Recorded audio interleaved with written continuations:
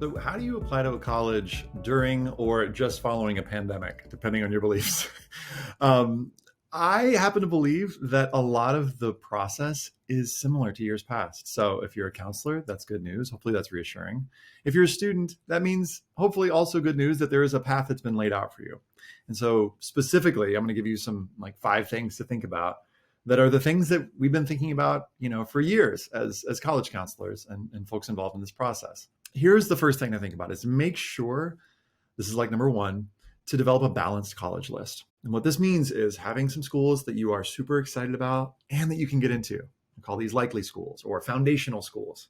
And then on top of that, if you've got some schools that, smaller acceptance rate that you can maybe get into, that's great. Okay, maybe 2 or 3 of those.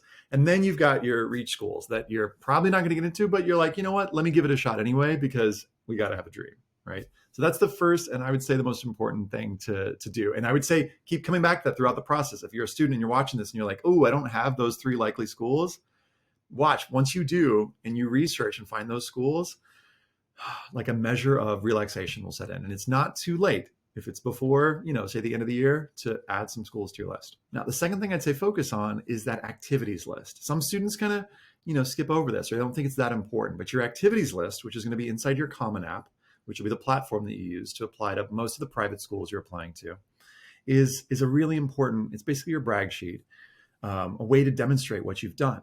Now, some quick tips on how to make your activities list awesome. First of all, ask yourself, is there anything that I've done that I maybe didn't think could be considered an activity, but that could actually go in here?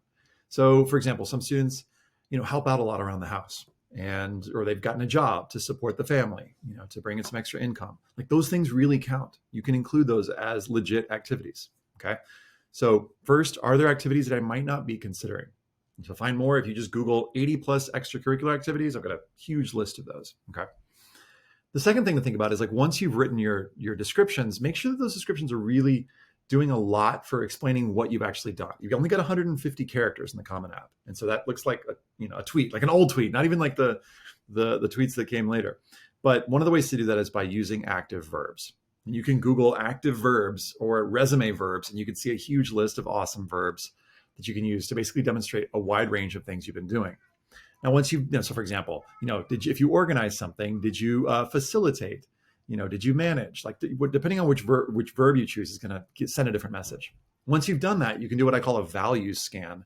And that's like putting everything on a Google Doc and then like putting little comments to basically be like, okay, what value is this revealing? So it's like, I was responsible for da, da, da, da. Well, okay, that shows responsibility. Or another particular verb could show leadership, right? So like I recruited new members. That shows like involvement and engagement. Okay. So beyond just choosing awesome verbs, ask yourself, are these verbs revealing different sides of me, or are all the verbs revealing kind of the same thing? Oh, I'm super organized. The third bit of advice I'll give is don't write your personal statement about COVID-19, about the pandemic. Why? Because the Common App has created this section, it's 250 words, where you can write whatever you need to about your experience in the pandemic. In fact, they say in that section, we want you to use this section so that you can use the rest of your application to write about other things. Okay. So if you want to use that section, here's what I'd say do. Is if you face challenges, just kind of mentally split your 250 words into 3 parts. Part 1, what was the challenge that I faced and what were the impacts? And if there were multiple challenges that you faced, like maybe, family, had financial difficulties, or so-and-so got sick. For each of those, what was the impact of that on you or on your family? So that's just part 1. And of your 250 words, dedicate just 1/3 to that. Because the second thing colleges are going to want to know is, what did you do about it? How did you work actively to make things better? Did you take on any responsibility? How did you get your needs met? Part 3 is going to be, what did you learn from the experience? And here you can focus on specific values that you gained or skills. How did you level up as an individual based on these experiences? But kind of don't spend the whole time talking about just the challenges and then at the end be like, but I'm working on it. Get the challenges and effects as succinctly as you can and then move on to the other sections. Okay. In terms of if you haven't faced extreme challenges, but you have been impacted, just say briefly how you've been impacted. And then I would say theme your paragraphs in terms of what are some values that you developed. So maybe, for example, you pick the value of like health and nutrition. And okay, well then tell me, how did you, connect with your health on a deeper level? Or what did you learn about nutrition? That could be a short paragraph. And then, for example, organization. How did you become more organized or more flexible or more adaptable? Whatever that is. These can be straightforward. So the tone here is not like you don't need to write like a beautifully poetic thing. It just needs to be clear, straightforward, informational. Now, one quick tip in terms of the supplemental essays, which is basically all the essays that you need to write for schools that are not your personal statement, your main essay. When you see your big list, and you'll find these on the Common App, but when you see your list of all those supplemental essays you need to write, the best way to save yourself time and to actually write better essays is, there are two things actually. Number one, create a simple spreadsheet that has what's the name of the school, what's the essay prompt, what's the word limit, and do that for all of your schools. And you'll start to see, oh, wow, some of these kind of overlap. And you can even type it in a separate column, like, oh, I'm going to use this particular topic for this prompt. And you can color code them. And, oh, that's going to work. This blue one is going to work for this one, and it's going to work for Michigan, and it's going to work for, this other school I'm applying to. That's going to hopefully set you at ease. You don't have to write like 30 essays. You're writing like 6 or 8 main essays, okay, and reusing them. So that's the first thing. The second thing is I really want to encourage you to write what I call these super essays, because it's going to make your essay actually better. What do I mean by that? Well, let's say you're writing a community essay for a school I mentioned, Michigan, and it's asking you, what's a community that you're a part of, and what's your role in that community? Well, if you also have to write another essay for another school about an extracurricular activity, ask yourself, could that extracurricular activity, could I write about that in terms of a community that I'm a part of?